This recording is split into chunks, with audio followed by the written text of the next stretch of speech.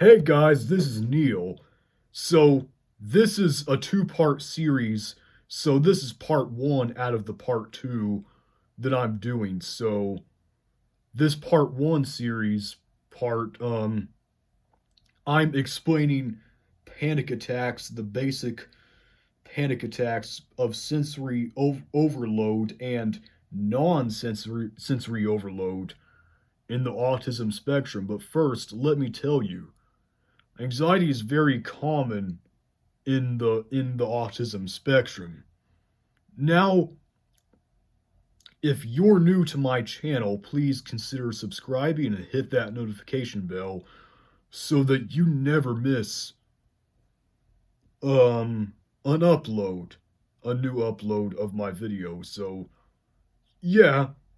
So, there was absolutely one day that I had a severe panic attack with sensory overload on top of it. So basically, let me tell you what happened before sensory overload.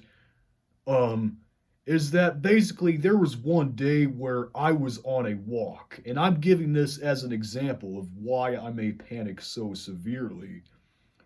So as I was on the walk, this happened a couple of months ago, so it happened in either September or October. So this was not very recent or anything. But anyway, as I was on the walk, I had really felt like that walk was going to be a good day. I really felt deeply inside that that was going to be an awesome day. But unfortunately, right the second that I thought that on the walk and I was almost home, all of a sudden, out of nowhere, this aggressive dog that was in that yard for a very long time, and I've known that dog to be stranded out in that yard for a long time.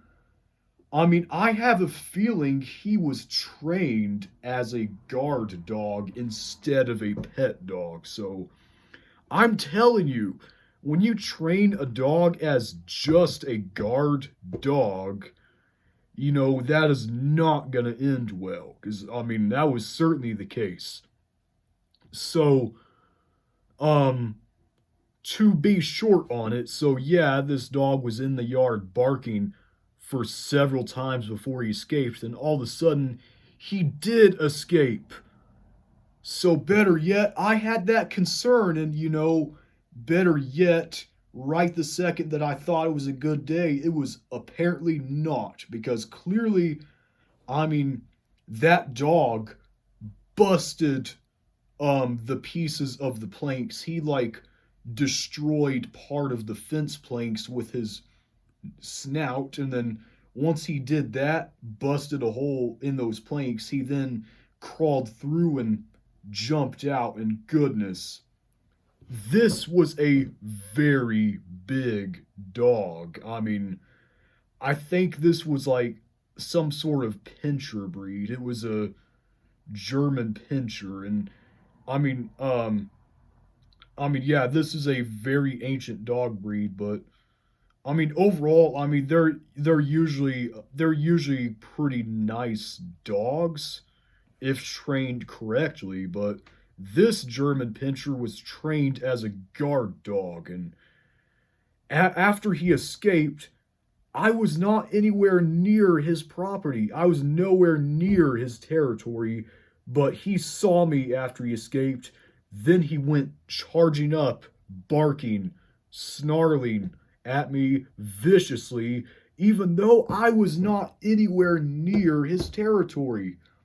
I was like right down the street, and boy, this was a very tough battle. So I had to really back away slowly and then turn around and walk away slowly once I um, knew it was safe. And once I got away from the dog, for me to get home safely, that was a very big struggle because I had to walk around this whole big, huge apartment complex that was, you know, more of a townhome apartment complex, and that was the only way I could get home safely. And better yet, when I was trying to get home safely, there we go again. Right after that vicious dog encounter, I have a sensory overload all of a sudden out of nowhere because then there's all these cars, zooming cars with no mufflers running past by, and then I finally got home safely. But boy, in the moment, I was not panicking in the moment, but I panicked as soon as I get home. But let me tell you, in general, I can handle a small amount of anxiety without panicking. But the problem is, due to the fact that I have sensory overload easily, the problem is, you know, I'm so sensitive that when I do panic, I just panic super severely. So I got into a sensory overload because I had no way out of it. I mean, the thing is, if you are on the spectrum and you're watching, a piece of advice that I would give you is like, if you have a way out of sensory overload, please do not be afraid to find a way out of whatever is overstimulating you. But the problem is, for me, the reason I may panic in a sensory overload, it's not if I do have a way out of it. It's mostly if I am in a sensory overload and I want to get out of it and I have no way out. I try to think I have a way out, and then I realize I have no way out of the environment. And when I don't have a way out of the environment, well, that is when the panic attack comes for me. But so what do I do in a panic attack as soon as I get home?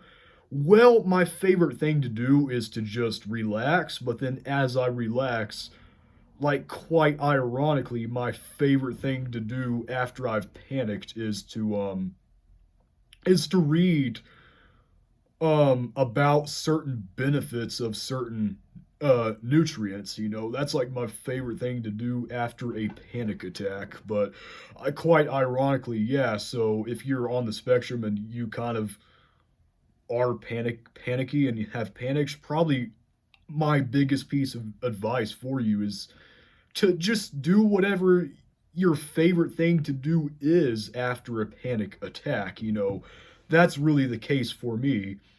But after that day was over and all of the absolute madness was over, the very next day was a wonderful day for me. But I just really hate how I have these worst concerns, and then all of a sudden out of nowhere my worst fears come true. You know, I just really hate when I'm having a sensory overload and at the same time my worst fears come true at the same time. I mean, I just find that quite unimaginable. So I mean, with that being said, yeah, but thankfully the rest of the day was a good day otherwise that day. But this didn't happen recently though.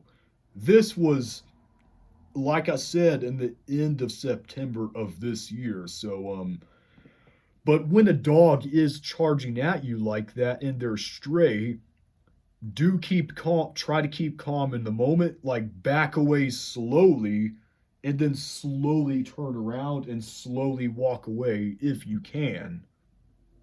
So that's the best way to avoid getting attacked. The reason I didn't want to get attacked by this dog is the problem was this was a very big dog, and that's why I took extreme precaution getting away from him, if that makes sense. But yeah, sensory overloads too can give me bad panic attacks, you know.